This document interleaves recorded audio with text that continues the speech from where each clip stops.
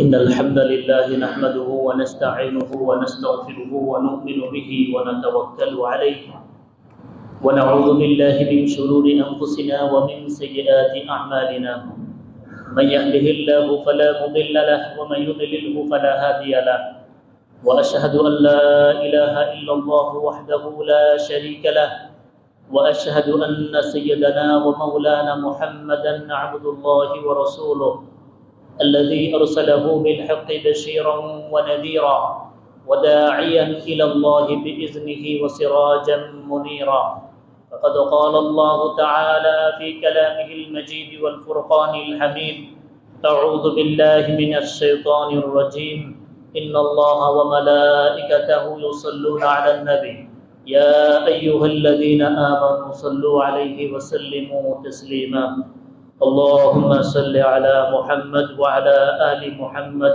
كما صليت على إبراهيم وعلى آل إبراهيم إنك حميد مجيد اللهم بارك على محمد وعلى آل محمد كما باركت على إبراهيم وعلى آل إبراهيم إنك حميد مجيد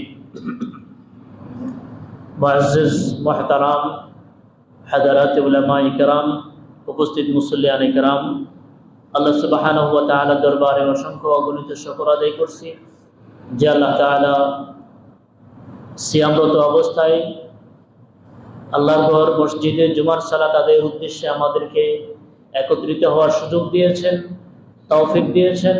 সে মনিবের দরবারে অন্তরের অন্তঃস্থল থেকে শুকর আদায় করছি আলহামদুলিল্লাহ।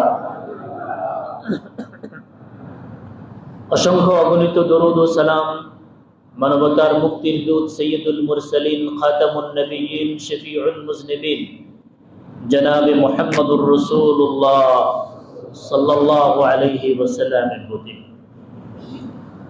হাজিরিন, সম্মানিত মুসল্লিয়ানে কেরাম, আজকে আমাদের যদি সিয়াম 29টা হয়ে থাকে তাহলে আজকে আমাদের শেষ জুমা, আর যদি সিয়াম 30টা হয়ে থাকে তাহলে আমরা ঈদের আগের দিন আরেকটা জুমা পাবো। সিয়াম 29টা অথবা 30টা হওয়া এটি একান্ত আল্লাহ তাআলার ইচ্ছা। কেউ কেউ এমন আশা ব্যক্ত করেন যে রোজা 30টা হলে ভালো, রোজা 29টা হলে ভালো না 30টা হলে ভালো। এটা সবচেয়ে বেশি ভালো জানেন কে? আল্লাহ। আপনার আমার সিয়াম যদি 29টা হয় আল্লাহ তাআলা সওয়াব দিবেন 30টা, সুবহানাল্লাহ বলবেন না? আর 30টা হলে 30টার সওয়াব, 29টা হলেও 30টার সওয়াব দিবেন কে? আল্লাহ। এটি আল্লাহর পক্ষ থেকে একটা ছাড় দেওয়া হলো। আমরা ঠিক যেভাবে সফরে যাই 4 রাকাত বিশিষ্ট নামাজকে আমরা কয় রাকাত পড়ি? 2 রাকাত পড়লে 4 রাকাতের সওয়াব দিবেন কে? আল্লাহ তাআলা। তো এই জন্য অতি আবেগের বশীভূত হয়ে আমরা এমন কথা না বলি যেগুলো আল্লাহ তাআলার সিদ্ধান্তের ব্যতিক্রম প্রকাশ পায়। আল্লাহ আমাদের সকল ক্ষেত্রে আল্লাহ তাআলার সিদ্ধান্তের উপরে অটল থাকার তৌফিক দান করুন। হাজিরিন,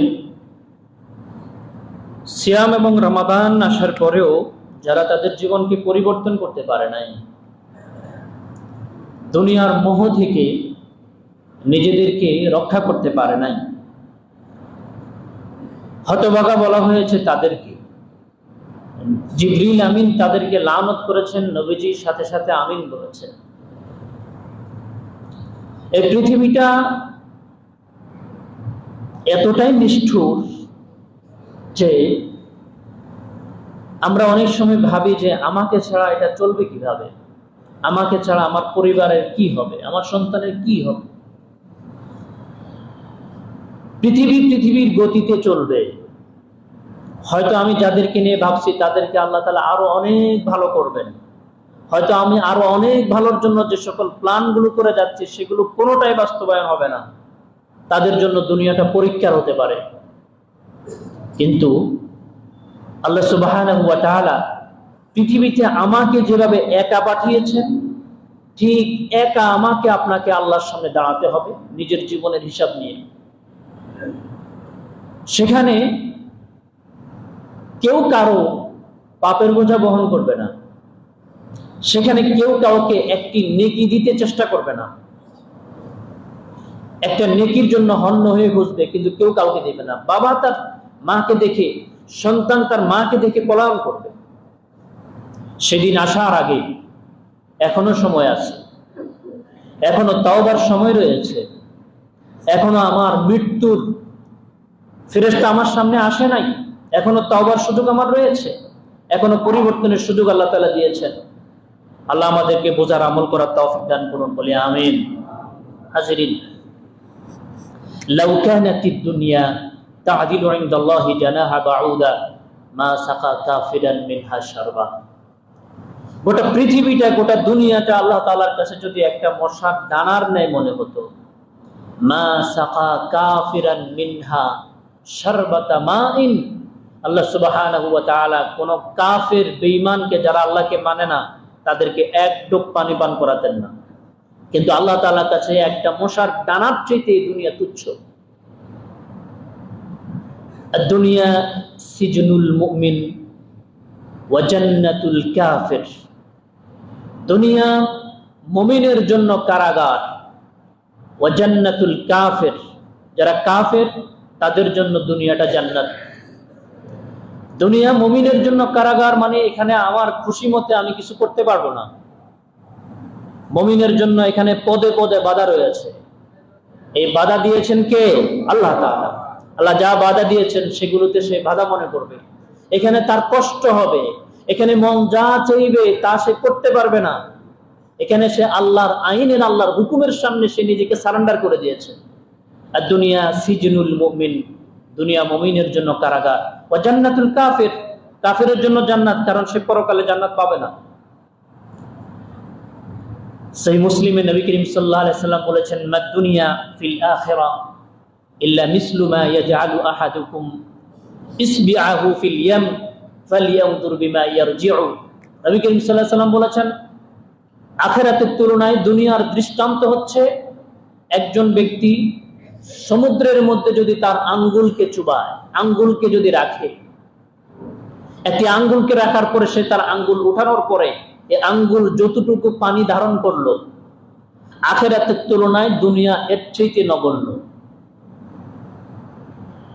সহিহ মুসলিমের আরেক হাদিসে এসেছে, আল্লাহ নবী সাল্লাল্লাহু আলাইহি সাল্লাম বলেছেন, লামাউযিউ সাওতিন ফিল জান্নাহ খায়রুম মিনাদ দুনিয়া ওয়া মা ফিহা। জান্নাতের একটি লাঠি রাখার জায়গার দাম গোটা দুনিয়া এবং দুনিয়ার মধ্যে যা কিছু আছে তার থেকে বেশি দাম একটি লাঠি রাখার জায়গা যেটা, সেটা। সুবহানাল্লাহ। কুন ফিদ দুনিয়া কাআন্নাকা গরীব আও আবিরুস সাবিল আও আবিরুস সাবিল। দুনিয়াতে তুমি এমন ভাবে চলো, কাআন্নাকা গরীব, অপরিচিত, আও আবিরুস সাবিল, পথিকের মতো। আদ-দুনিয়া হুলওয়াতুন খাদিরাহ, দুনিয়া অত্যন্ত আকর্ষণীয়, খাদিরাহ, সবুজ শ্যামলে ঢাকা। ওয়া ইন্নাল্লাহা মুস্তাখলিফাকুম ফিহা, আর এই দুনিয়াতে আল্লাহ তোমাদেরকে পাঠিয়েছেন কেন? ফায়ানজুরু কাইফা তা'মালুন, তোমরা কেমন আমল করো। চতুর্দিকে তোমাদেরকে লোভ লালসা তোমাদেরকে ডাকবে, আর আল্লাহ দেখতে চান যে তোমরা এগুলোর মধ্যে কিভাবে আমল করো। আল্লাহ এটা দেখতে চান। ইউতা বিআনউমি আহলিদ দুনিয়া মিন আহলিন নার ফায়ুসবাগু ফিন নারি সাবগা। রাসূলুল্লাহ সাল্লাল্লাহু আলাইহি ওয়াসাল্লাম বলেছেন, দুনিয়াতে সবচেয়ে যে ব্যক্তি বেশি নিয়ামত প্রাপ্ত হয়েছে, আদম থেকে শুরু করে কিয়ামত তক, সবচেয়ে যাকে বেশি নিয়ামত দেওয়া হয়েছে, ওই ব্যক্তিকে জাহান্নামের আগুনের মধ্যে চুবানো হবে। এক চুবানোর পরে সাবগা, তাকে আবার সেখান থেকে বের করা হবে। বের করে তাকে জান্নাতে প্রবেশ করানোর পরে সবচেয়ে নিয়ামত প্রাপ্ত যে জাহান্নামে এক চুবানোর পরে বের করার পরে দুনিয়াতে যত নিয়ামত পেয়েছে সব নিয়ামত মুহূর্তের মধ্যে ভুলে যাবে। আর সবচেয়ে দুনিয়াতে যে ব্যক্তি কষ্টে তার জীবন অতিবাহিত করেছে, জীবন কাটিয়েছে, ওই ব্যক্তিকে জান্নাতে প্রবেশ করানোর সাথে সাথে সমস্ত কষ্টকে আল্লাহ তাআলা মুহূর্তের মধ্যে দূর করে দিবেন। ইয়াহরুমু ইবনু আদম ওয়া তাশাব্বা মাআহু ইসনাতান। মানুষ বৃদ্ধ হয়, আর তার বৃদ্ধ হওয়ার সাথে সাথে তার মধ্যে দুটি বিষয় যৌবন লাভ করে। মানুষ বৃদ্ধ হয়, বৃদ্ধ হওয়ার সাথে সাথে কয়টা জিনিস তার যৌবন লাভ করে? দুইটি। এক, আল হিরসু আলাল মাল, যত বয়স বাড়বে সম্পদের প্রতি লোভ লালসা তত বাড়বে। ওয়াল হিরসু আলাল উমর, পৃথিবীতে কিভাবে বেশি দিন বাঁচা যায় সেই লোভ। এই দুইটি লোভ, মানুষ বাহ্যিক দৃষ্টিতে বয়স হবে, কিন্তু এই দুইটা জিনিসের লোভ মানুষের মধ্যে বাড়তে থাকবে। মানুষ কিয়ামতের দিন অবস্থা করার সাথে সাথে মানুষেরা আশ্চর্য হয়ে বলবে, কাআন্নাহুম ইয়াওমা ইয়ারাউনাহা লাম ইয়ালবাসু ইল্লা আশিয়াতান আও দুহাহা। তারা মনে করবে যে 70 বছরের জীবনকে মনে করবে যে আমি মাত্র পৃথিবীতে একটি সকাল কিংবা একটি সন্ধ্যা পৃথিবীতে এসেছি, একদিন আমি পৃথিবীতে বসবাস করেছি, মানুষ এটা ভুলে যাবে। মান কানাতিদ দুনিয়া হাম্মাহু ফাররাকাল্লাহু আলাইহি আমরাহু, যে ব্যক্তি তার জীবনের লক্ষ্যস্থলকে আখিরাত বানিয়ে নেয়, ফাররাকাল্লাহু আলাইহি, দুনিয়াকে যে ব্যক্তি তার লক্ষ্যস্থল বানিয়ে নেয়, সকল কিছুতে দুনিয়া, ফাররাকাল্লাহু আলাইহি আমরাহু, আল্লাহ তার দুনিয়াবি সমস্ত কাজকে অগোছানো করে দিবেন। খাই খাই কোনো কিছু এদিক ধরতে গিয়ে এদিক পাবে না, এই কুল ধরতে গিয়ে এই কুল পাবে না। মান কানাতিদ দুনিয়া হাম্মা, দুনিয়া যার লক্ষ্যবস্তুতে পরিণত হয়েছে, ফাররাকাল্লাহু আলাইহি আমরা, আল্লাহ তার সকল কাজগুলোকে এলোমেলো করে দিবেন। ওয়াজআলা ফাকরাহু বাইনা আইনাইহি, তার চোখের সামনে সব সময় দরিদ্রতার ভয় তার চোখের সামনে তুলে ধরবে। ওয়ামা আনা ওয়াদ দুনিয়া ইল্লা কারাকিব ইস্তাযাল্লা তাহতা শাজারাতিন সুম্মা রাহা ওয়া তারাকাহা। নবী করিম সাল্লাল্লাহু আলাইহি ওয়াসাল্লাম বলেছেন, আমার দৃষ্টান্ত এবং আখিরাতের দৃষ্টান্ত হচ্ছে একজন পথিক রাস্তা দিয়ে পথ চলতেছিল, সফরের দূরত্ব 80 কিলোমিটারের বেশি। হঠাৎ তার মধ্যে একটা ক্লান্তি আসলো, ক্লান্তি দূর করার জন্য সে একটা গাছের ছায়ায় সামান্য সময় অবস্থান করলো, সুম্মা রাহা ওয়া তারাকাহা, এরপরে আবার সেখান থেকে চলে গেল।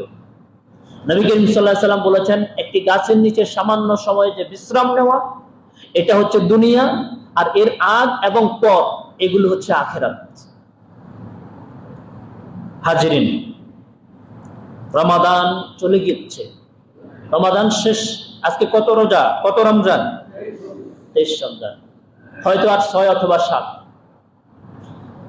আল্লাহ তাআলা যদি কোনো ব্যক্তিকে পরিবর্তন করতে চান, আল্লাহর সামনে 1 ঘন্টা মাথা উন্নত করে, মস্তক অবনত করে, 2 চোখের পানি ছাড়া একজন ব্যক্তির জীবন পরিবর্তন হওয়ার জন্য যথেষ্ট হতে পারে।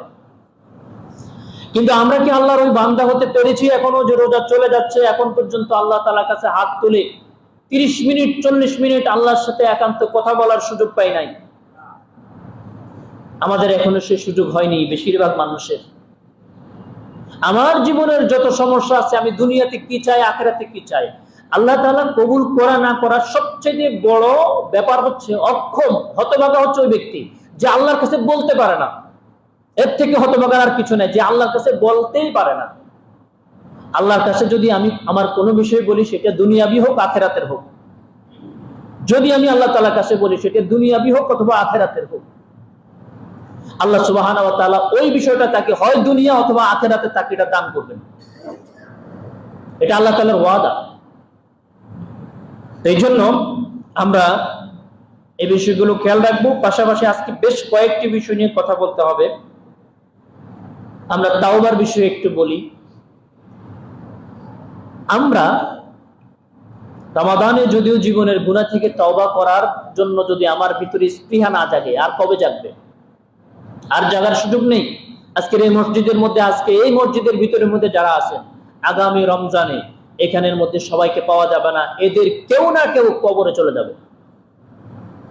এটা আমার গত 10 বছরের অভিজ্ঞতা থেকে বলছি। এই মিম্বরে বসার পরে প্রত্যেক বছর এই শুধু মসজিদের এই ভিতরের মধ্যে যারা বসেছে, ভিতরে, বাহিরের কথা, বারান্দা দোতলা কথা বাদ দিলাম, শুধু ভিতরে যারা বসেছে, প্রত্যেক বছর, এই বছর যাদেরকে পাওয়া গেছে, পরের বছর কেউ না কেউ মৃত্যুবরণ করেছে।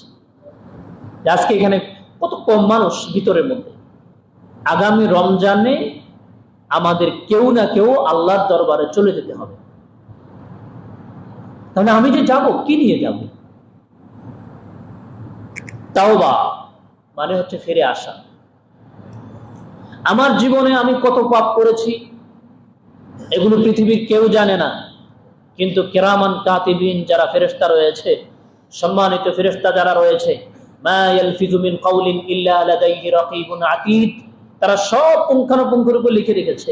আমার পাপের কথা আমি ভুলে যেতে পারি, কিন্তু ফেরেশতারা সব লিখে রেখেছে। হাজিরিন, পাপ থেকে যদি তওবা করতে চাই 3টি শর্ত। 1, পাপটাকে ছেড়ে দিতে হবে। 2, পাপের জন্য লজ্জিত হতে হবে। 3,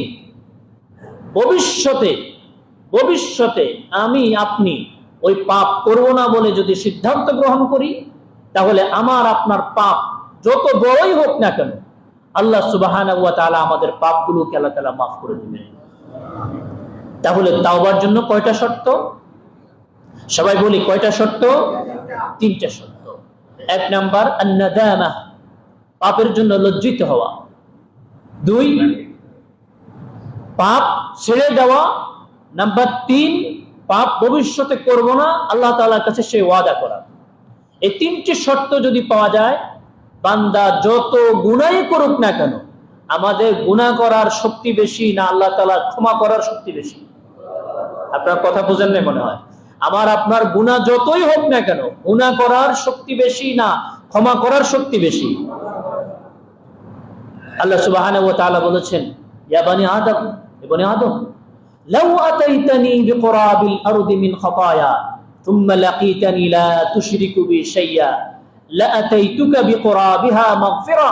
বনি আদম, গোটা পৃথিবী ভর্তি পাপ নিয়ে যদি তুমি আমার দরবারে উপস্থিত হও, আর তোমার আমল নামায় যদি কোনো শিরক না থাকে, আমি আল্লাহ ওয়াদা করলাম পৃথিবী ভর্তি ক্ষমা নিয়ে আমি আল্লাহ তাআলা তোমার জীবনের গুনাহগুলোকে মাফ করে দেব।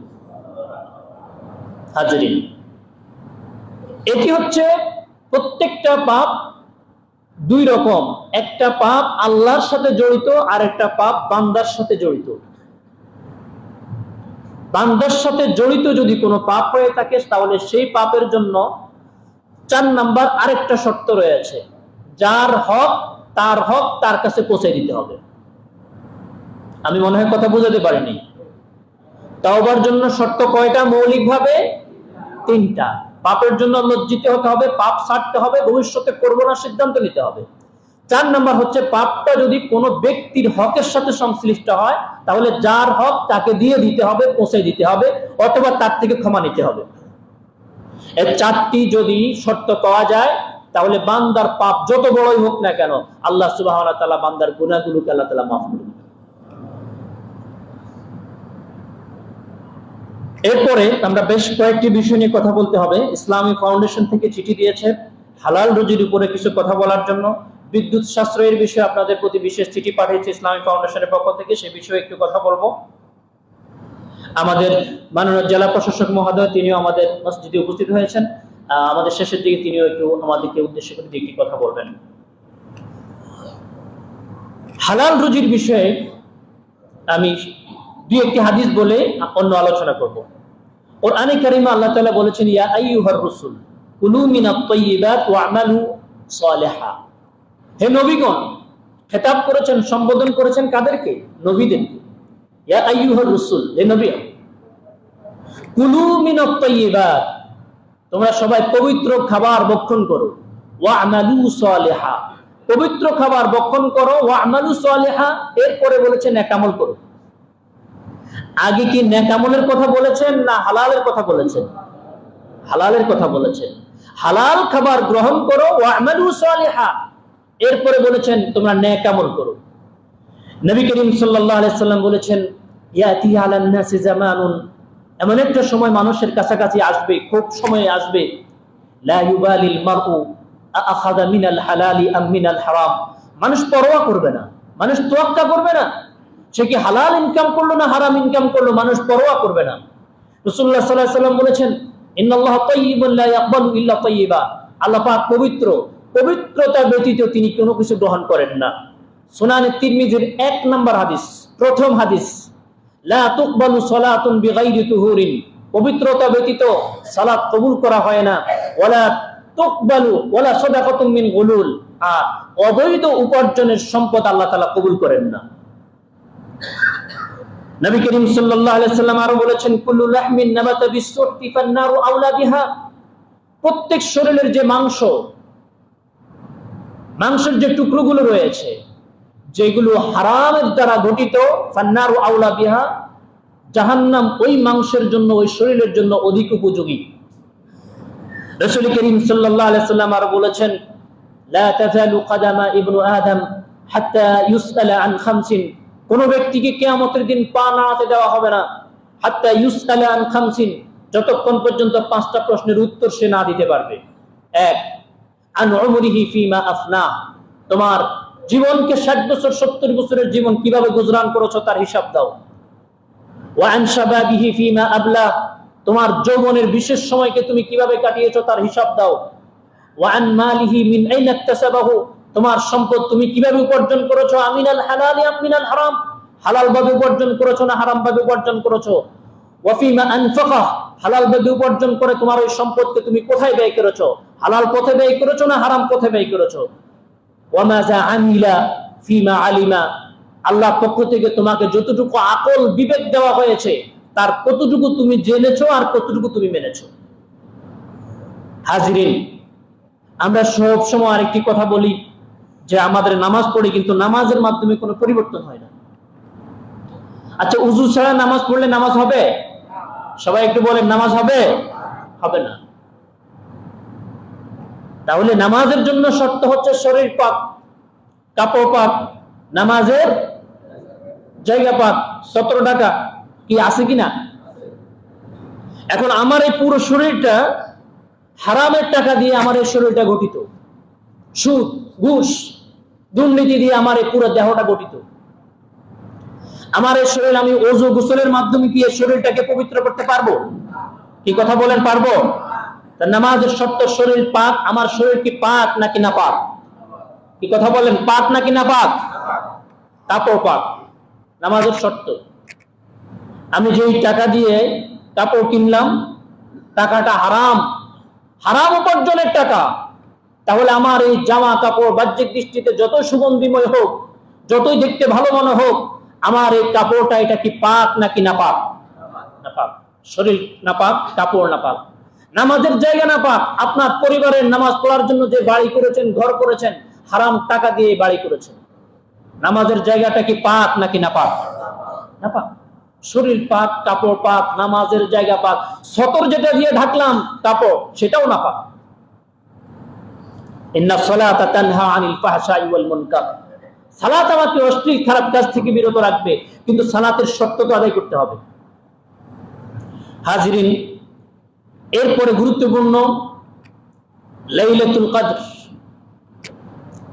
আজকে 23 রমাদান গিয়েছে, লাইলাতুল কদরের সম্ভাব্য আরো কিছু রজনী রয়েছে। যারা অলস প্রকৃতির মানুষ, তারা লাইলাতুল কদর পাওয়ার জন্য কয়েকটি গুরুত্বপূর্ণ কথা মনে রাখতে হবে। 1, সেটা হচ্ছে ঈশা এবং ফজর দুইটা যেই কোনো ভাবে জামাতে মসজিদে আদায় করবে। তাহলে কি হবে? রাসূলুল্লাহ সাল্লাল্লাহু আলাইহি ওয়াসাল্লাম বলেছেন, মান সাল্লাল ঈশা মা'আল জামাআ ফাকান্নামা কামা নিসফাল লাইল, যে ব্যক্তি ঈশার সালাত জামাতে মসজিদে আদায় করলো, সে যেন অর্ধ রাত দাঁড়িয়ে দাঁড়িয়ে সালাত আদায় করলো। ওয়া মান সাল্লাল ফজরা মা'আল জামাআ ফাকান্নামা কামা নিসফাল লাইল ফাকান্নামা কামাল লাইলা কুল্লাহ, আর যে ব্যক্তি ঈশা এবং ফজর দুটাই জামাত সহকারে মসজিদে সালাত আদায় করলো, সে যেন সারা রাত দাঁড়িয়ে দাঁড়িয়ে সালাত আদায় করলো। সুতরাং যারা ব্যবসায়ী রয়েছেন, অতি ব্যস্ত মানুষ রয়েছেন, যারা ইবাদতের জন্য অবসর হতে পারেননি, তারা কমপক্ষে ঈশা এবং ফজর এই দুইটাকে শক্তভাবে ধরেন।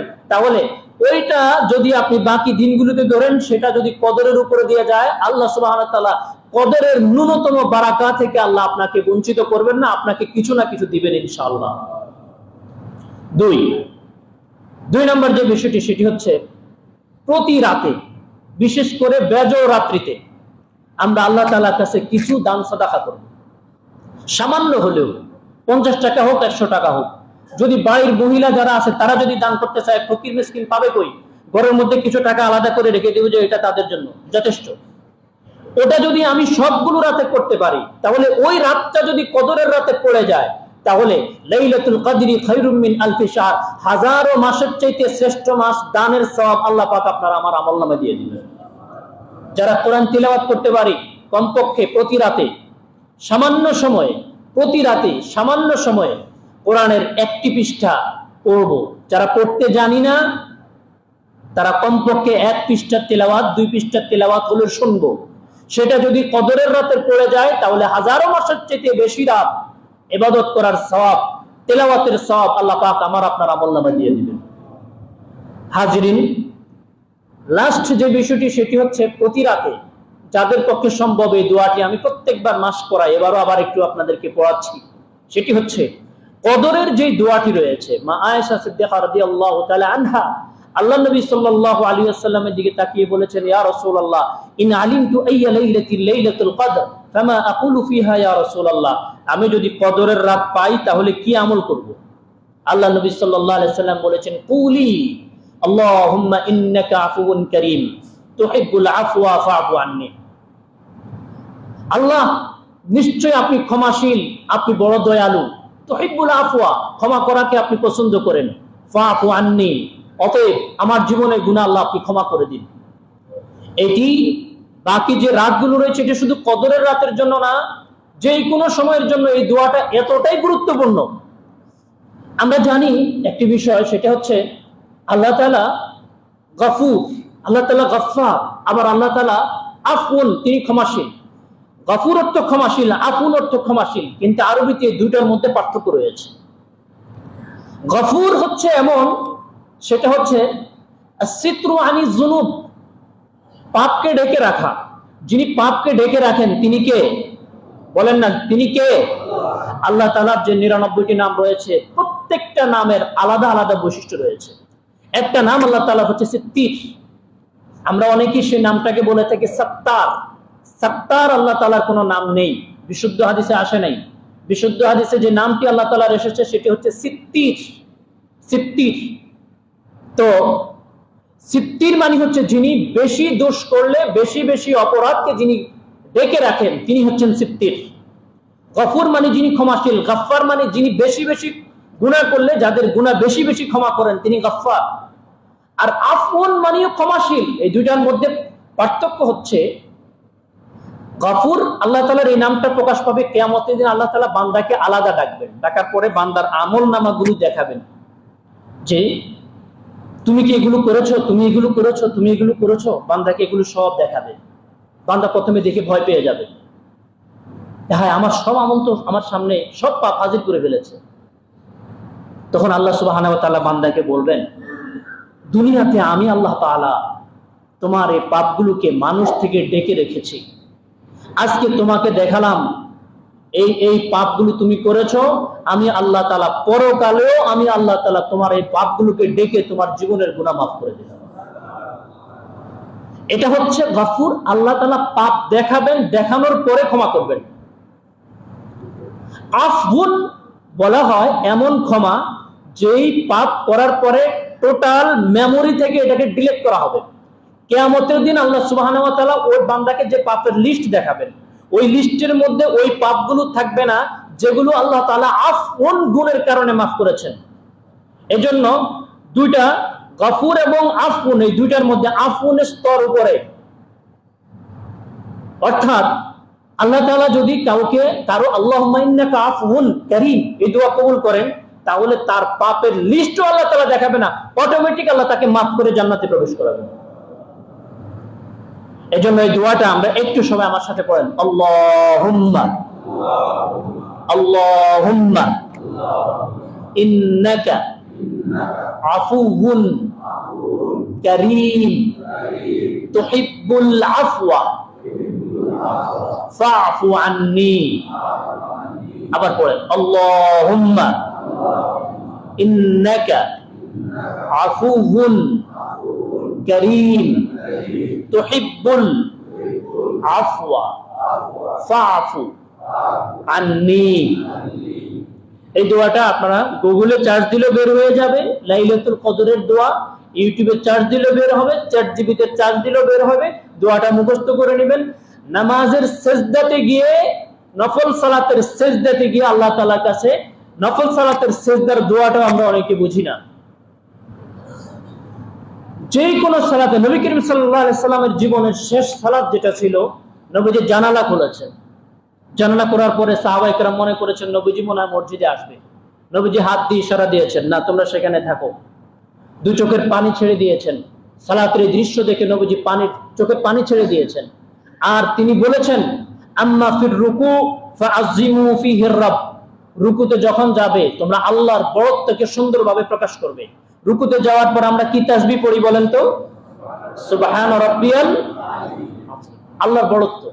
ওয়া আম্মা ফিস সুজুদ, যখন তোমরা সিজদাতে চলে যাবে, ফাআকসিরু ফিহি মিনাদ দুআ, সেখানে গিয়ে বেশি বেশি দোয়া করবে। ফাইন্নাহু কামিনুন আন ইউস্তাজাব, কারণ সিজদাতে গিয়ে আল্লাহ তাআলার কাছে যে দোয়া করা হয় ওই দোয়া আল্লাহ তাআলা ফেরত দেন না, সাথে সাথে আল্লাহ কবুল করে নেন। আকরাবু মা ইয়াকুনুল আবদু মির রাব্বিহি ওয়া হুয়া সাজিদ ফাআকসিরু ফিহি মিনাদ দুআ, তোমরা যখন আল্লাহর সবচেয়ে নিকটে চলে যাও, যখন তোমরা সবচেয়ে নিচে চলে যাও, সিজদাতে যখন চলে যায় বান্দা আল্লাহকে বুঝায় যে আল্লাহ তোমার সামনে নত হওয়ার আর কোনো জায়গা নাই। ইমাম ইবনে তাইমিয়া রাহমাতুল্লাহ আলাইহি তিনি বলেছেন যে আমি সিজদাতে যখন চলে যাই তখন এই কল্পনা করি যে আমি আমার কপালকে মাটিতে রাখলাম আর বললাম আল্লাহ এর নিচে আর তোমাকে যাওয়া যায় না, যদি যেত আমার মাথাকে, আমার মস্তককে মাটির নিচে ঢুকিয়ে দিতাম, আল্লাহ তোমার সামনে নত হওয়ার জন্য এর নিচে যাওয়া যায় না। এই সময় আপনি নত হয়ে আল্লাহ তাআলার কাছে যা চাইবেন আল্লাহ তাই কবুল করে নেবেন। সুবহানাল্লাহ। তবে সিজদাতে গিয়ে নিজের মাতৃভাষায় দোয়া করার ব্যাপারে আপত্তি রয়েছে। সেখানে কোরআন এবং হাদিসের ভাষায় দোয়া হবে। আমরা কোরআন এবং হাদিসের ভাষায় দোয়া করে আমার দুনিয়াবি প্রয়োজন যেটা আছে সেটা মাথায় নিয়ে দোয়া করলে যথেষ্ট। যেমন রব্বানা আতিনা ফিদ দুনিয়া হাসানা ওয়া ফিল আখিরাতি হাসানা ওয়া কিনা আযাবান নার, দোয়াটা সবার মুখস্থ আছে না? এই দোয়াটার অর্থ হচ্ছে আল্লাহ দুনিয়াতে আমার যা কিছু প্রয়োজন এবং আখিরাতে আমার যা কিছু প্রয়োজন, দুনিয়াতে আমার জন্য যা কল্যাণকর, আখিরাতে আমার জন্য যা কল্যাণকর তুমি আমাকে তা দাও। ওই সিজদাতে গিয়ে আপনি এই দোয়াটা বারবার পড়বেন আর দুনিয়াতে আপনার কি কি প্রয়োজন এগুলো মাথায় নিয়ে বলতে থাকবেন। আপনি কি মাথায় নিয়ে এই দোয়া পড়তেছেন এটা আল্লাহ কি জানেন না? কি কথা বলেন, জানেন না? এরপরে সিজদাতে গিয়ে আল্লাহুম্মা ইন্নাকা আফুউন কারীম তুহিব্বুল আফওয়া ফাআফু আন্নী, তুহিব্বুল আফওয়া ফাআফু আন্নী, সিজদাতে গিয়ে দোয়া করবেন আর সিজদাতে চোখের পানি ছাড়ার চেষ্টা করবেন। আল্লাহ আমাদের কবুল করুন, বলি আমিন। সাদাকাতুল ফিতর তুহরাতান লিস-সাইম ওয়া তু'মাতান লিল মাসাকিন। সাদাকাতুল ফিতরের উদ্দেশ্য হচ্ছে রোজা অবস্থায় আমাদের চোখের গুনাহ হয়ে গিয়েছে, মুখের গুনাহ হয়ে গিয়েছে, আমার যাবতীয় অশ্লীল কাজ থেকে, খারাপ কাজ থেকে আমার সিয়াম যেন পবিত্র হয়, এজন্য সাদাকাতুল ফিতরের একটি উদ্দেশ্য। দুই নম্বর উদ্দেশ্য হচ্ছে ওয়া তু'মাতান লিল মাসাকিন, মিসকিন যারা রয়েছে। ইসলামের উৎসবগুলো কখনো আত্মকেন্দ্রিক না। ইসলামের উৎসবগুলো হচ্ছে ইসলাম আরেকজনকে খুশি করার মাধ্যমে নিজে খুশি হয়। তু'মাতান লিল মাসাকিন, ঈদের দিন মিসকিনরা যারা রয়েছে তারাও যেন তাদের ঘরে পর্যাপ্ত খাবার পায়, সেই ব্যবস্থা করে এরপরে আমি খুশি করব। এই দুটি হচ্ছে সাদাকাতুল ফিতরের উদ্দেশ্য। সাদাকাতুল ফিতরের এর সর্বনিম্ন মূল্য ইসলামী ফাউন্ডেশন যেটা ধার্য করেছে 110 টাকা, আর সর্বোচ্চ যেটা ধার্য করা হয়েছে সেটা হচ্ছে 2805 অথবা 10। আমরা সবসময় সর্বনিম্নটা দেওয়ার চেষ্টা করি। কেন ভাই? আল্লাহ আমাদের এই মসজিদে আমরা যারা বসা এখানে আমাদের সবার সামর্থ্য কি এক পর্যায়ে? কি বলেন না, এক পর্যায়ে?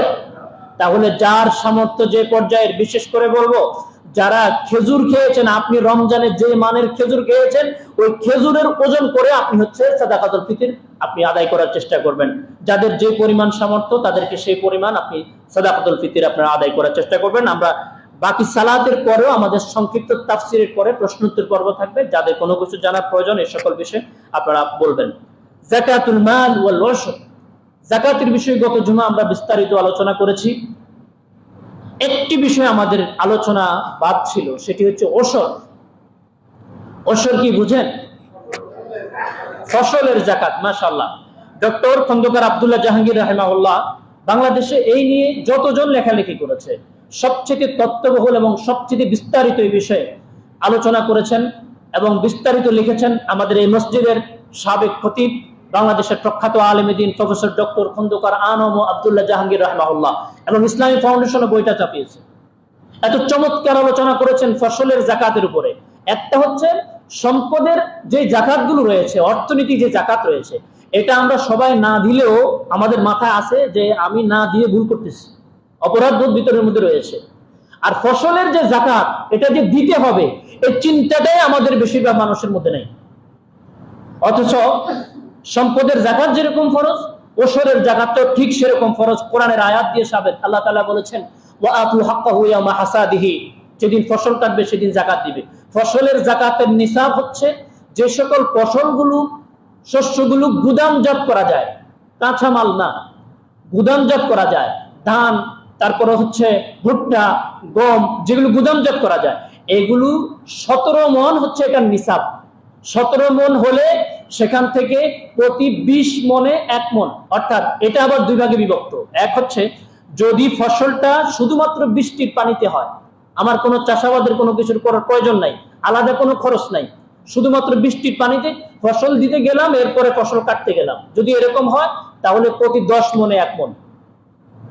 আর যদি না আমার সেখানে মধ্যে শ্রমিক খাটাতে হয়, পানি সেচ দিতে হয়, চাষাবাদের আলাদা খরচ রয়েছে, তাহলে সেখানে প্রতি 17 মণ হলে আমার উপরে জাকাত খরচ। প্রতি 20 মণে 1 মণ। কয়বার দিতে হবে? যতবার বছরে ফসল কাটবো ততবার দিতে হবে জাকাত। বছরে একবার ফসলের জাকাত হচ্ছে যতবার ফসল কাটবো ততবার। তো আমি আলহামদুলিল্লাহ দেখেছি দেশের অন্যান্য জেলার তুলনায় ঝিনাইদহের কিছু মানুষ আলহামদুলিল্লাহ ফসলের জাকাত দিয়ে থাকে। আল্লাহ তাআলা আমাদেরকে এটা আরো যেন আমরা ভালো করতে পারি সে তৌফিক দান করুন। বর্তমান সরকারের আরেকটি নতুন উদ্যোগ আপনারা দেখেছেন, আমাদের প্রধানমন্ত্রী জনাব তারেক রহমান হাফিজাহুল্লাহ ওয়া রাআ, জাকাত ভিত্তিক অর্থনৈতিক ব্যবস্থাকে কিভাবে আরো চাঙ্গা করা যায় সেটার জন্য তিনি আমাদের বাংলাদেশের প্রখ্যাত আলেম শেখ আহমদুল্লাহ হাফিজাহুল্লাহ, যাকে আপনারা এই ঝিনাইদহের মানুষ আপনারা খুব ভালো করে চেনেন, আমাদের এই মসজিদের মধ্যে আমার অনুপস্থিতিতেও আমি কয়েকবার ওনাকে পাঠিয়েছি, এখানে তিনি খুতবা দিয়েছেন, এই মসজিদেও তিনি এসেছেন, এবং তার মাধ্যমে পরামর্শক্রমে কিভাবে জাকাতের মাধ্যমে দরিদ্রতা বিমোচন করা যায় এ বিষয়ে আরো কার্যকরী পদক্ষেপ নিতে যাচ্ছে। আমরা ইনশাআল্লাহ ভালো যে কোনো কাজের সাথে আমরা থাকবো ইনশাআল্লাহ, এবং এই ক্ষেত্রে যত ধরনের সহযোগিতা প্রয়োজন ইনশাআল্লাহ আমরা আমাদের জায়গা থেকে করব। কারণ যাকাতকে আমরা যারা দিচ্ছি সেটাকে সুষ্ঠুভাবে সুন্দরভাবে না দেওয়ার কারণে এটা বাস্তবিক তার রূপ পাচ্ছে না। আল্লাহ তাআলা আমাদেরকে বোঝার তৌফিক দান করুন। সর্বশেষ আমি একটা বিষয়, ঈদের দিন আমাদের জন্য কি করণীয় অল্প কয়েকটা কথা বলে আমাদের জেলা প্রশাসক মহোদয় আপনাদেরকে উদ্দেশ্যে কথা বলবেন। ঈদ উল ফিতর, কারণ হচ্ছে আমরা ঈদের আগে আর জুমা পাবো কি পাবো না এটা সন্দেহ। যদি রোজা 29টা হয় তাহলে পাবো না, যদি 30টা হয় তাহলে পাবো। এক নাম্বার, ঈদের দিনের গুরুত্বপূর্ণ সুন্নাহ হচ্ছে আমরা চাঁদ দেখব। আকাশে না মোবাইলে? আকাশে। মোবাইলে চাঁদ দেখলে আপনার কিন্তু চাঁদ দেখার সুন্নাহ আদায় হবে না। চাঁদ দেখার সাথে সাথে আমরা সেখানে একটা দোয়া পড়ব, আল্লাহু আকবার। মোবাইলের মধ্যে চাঁদ দেখার দোয়া লিখবেন, চলে আসবে, আল্লাহুম্মা আহিল্লাহু আলাইনা বিল আমনি ওয়াল ঈমান ওয়াস সালামাতি ওয়াল ইসলাম রব্বি ওয়া রাব্বুকাল্লাহ। এই দোয়াটা পড়ব। 2, ঈদের দিনে 2 নম্বর সুন্নাত, গোসল করে ঈদগাহে আসব। 3, মিসওয়াক করব। 4, লুবসু আজমালি সিয়াব, সবচেয়ে উত্তম পোশাক পরব। নতুন পোশাকের কথা বলা হয় নাই, উত্তম পোশাক পরব। তাকবীর, ঈদগাহে যাওয়ার সময় আল্লাহু আকবার লা ইলাহা ইল্লাল্লাহ আল্লাহু আকবার লিল্লাহিল হামদ, এই তাকবীর দিতে যাব। ঈদুল ফিতরের আগে যাওয়ার আগে সামান্য একটা হলো খেজুর খেয়ে হলো আমরা হচ্ছে ঈদগাহের দিকে রওনা করব। এরপরে ঈদগাহে যাওয়ার আরেকটা গুরুত্বপূর্ণ সুন্নাহ হচ্ছে হেঁটে যাওয়া এবং হেঁটে আসা, কোন যানবাহন ব্যবহার না করা, এটা ঈদগাহের অন্যতম সুন্নাহ।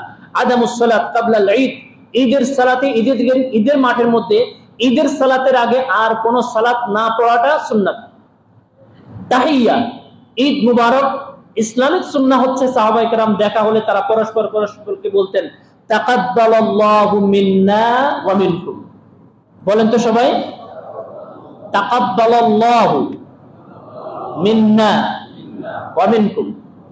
তাকাব্বালাল্লাহু মিন্না ওয়া মিনকুম, এটা হচ্ছে সাহাবায়ে কেরাম ঈদের শুভেচ্ছা জানাতেন এই কথাগুলো বলে। উদ্দেশ্য হচ্ছে আল্লাহ আমাদের এবং তোমাদের সবার রমাদানের যত ইবাদত করেছি সব আল্লাহ যেন কবুল করে নেয়। সুবহানাল্লাহ। এজন্য আমরা ঈদ মুবারকও বলবো, ঈদ মুবারকও বলা যাবে, কোনো নিষেধাজ্ঞা নাই। ঈদ মুবারক, তাকাব্বালাল্লাহু মিন্না ওয়া মিনকুম, তাহলে আমাদের দেশীয় সংস্কৃতি এবং আমাদের ইসলামিক সংস্কৃতি যেটা রয়েছে, ইসলামিক তাহিয়া যেটা রয়েছে, সেটাও আদায় হবে ইনশাআল্লাহ। আমি মোটামুটি এই পর্যায়ে আমার কথা শেষ করলাম। বাকি সালাতের পরে আমাদের সূরা ইউসুফের তাফসীর চলছে, আপনারা বসবেন এবং আপনাদের যাকাত, সাদাকাতুল ফিতর এবং অন্যান্য বিষয়ে প্রশ্ন উত্তর দেওয়ার জন্য আমি ইনশাআল্লাহ এখানের মধ্যে বসবো। আর এই মুহূর্তে আমাদের সম্মানিত জেলা প্রশাসক মহোদয়কে আমি কিছু কথা বলার জন্য অনুরোধ করব। আরেকটি বিষয় আমি বলছি, আমাদের ঝিনাইদহ ওজির আলী কেন্দ্রীয় ঈদগাহ ময়দানে আমাদের ঈদের সালাতের জামাত সকাল 7টায় অনুষ্ঠিত হবে ইনশাআল্লাহ। সকাল 7টা। ঈদের সালাতের জামাত যত তাড়াতাড়ি হয় তত ভালো। রাসূলুল্লাহ সাল্লাল্লাহু আলাইহি ওয়াসাল্লামের সাধারণ সুন্নাহ ছিল কি, যে সূর্য উদয়ের 30 মিনিট আর সূর্য উদয়ের 40 মিনিট, রমজানের ঈদ একটু পরে, কুরবানির ঈদ একটু আগে, তবে সেটা সূর্য উদয়ের 30-40 মিনিটের মধ্যে। আপনারা দেখবেন এখনো হারামাইন শরীফাইনের মধ্যে তারা এই টাইমের মধ্যে শেষ করে ফেলছে। আলহামদুলিল্লাহ, আমাদের জেলা প্রশাসক মহোদয় আমাদের যে মিটিং ছিল, সেই মিটিং এর মধ্যে তিনি 7:30টার প্রস্তাবকে নাকচ করে সুন্নাহর কাছাকাছি থাকার জন্য তিনি 7টার কথা বলেছেন, যে 7টা ঈদের জামাত হবে ইনশাআল্লাহ। আমাদের পক্ষ থেকে আমার ব্যক্তিগত, জেলা প্রশাসক মহোদয় আজকে এখানে রয়েছেন, আমার আরেকটা প্রস্তাবনা, সেটা হচ্ছে আমরা মূলত সুন্নাহকে ভালোবাসি, সুন্নাহ অনুযায়ী চলতে চাই। কোথায় টাকা বেশি খরচ করা হলো এটা আমাদের মুখ্য বিষয় না। আমাদের ঝিনাইদহ ওজির আলী কেন্দ্রীয় ঈদগাহ ময়দানে দীর্ঘদিনের সেখানে একটা অবস্থা আমরা হয়তো জনগণকে বুঝাতে পারছি না, সেটা হচ্ছে সামিয়ানা টানানোর একটা ব্যবস্থা, এবং সেখানে ফ্যান দিয়ে বিভিন্ন ভাবে এটাতে অনেকে খুশি হয়। কিন্তু ভাইরা, রাসূলুল্লাহ সাল্লাল্লাহু আলাইহি ওয়াসাল্লামের সুন্নাহ হচ্ছে ঈদের সালাতটা খোলা মাঠে পড়া, খালি মাঠে পড়া। আমাদের এই যে ফ্যান এবং সামিয়ানার প্রয়োজন হচ্ছে, আমরা যখন ঈদের জামাতটা 8টায় নিয়ে যাচ্ছি, সূর্য উঠে যাচ্ছে, এই জন্য তোমার ফ্যানের দরকার হচ্ছে। কিন্তু আমরা যদি সুন্নাহ টাইমে পড়ি, তাহলে সূর্য ওঠার আগে আমাদের নামাজও শেষ। এই জন্য আমরা আসলে সুন্নাহর কাছাকাছি আসতে পারি কিনা এই বিষয়ে আমি মনে করি যে আমাদের পরামর্শগুলো সুন্নাহ অনুযায়ী যদি হয়, তাহলে যারা কর্তৃপক্ষ রয়েছে তারা এই বিষয়ে সুন্দর দৃষ্টি দিবেন এবং আমাদেরকে সুন্নাহ পালনে সহযোগিতা করবেন। আমি সম্মানিত জেলা প্রশাসক মহোদয়কে কিছু কথা বলার জন্য বিনয়ের সাথে অনুরোধ করছি।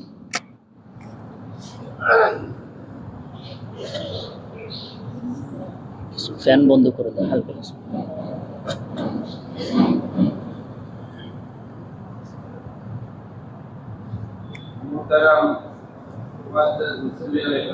আসসালামু আলাইকুম ওয়া রাহমাতুল্লাহি ওয়া বারাকাতুহু। ওয়া আলাইকুম আসসালাম ওয়া রাহমাতুল্লাহ।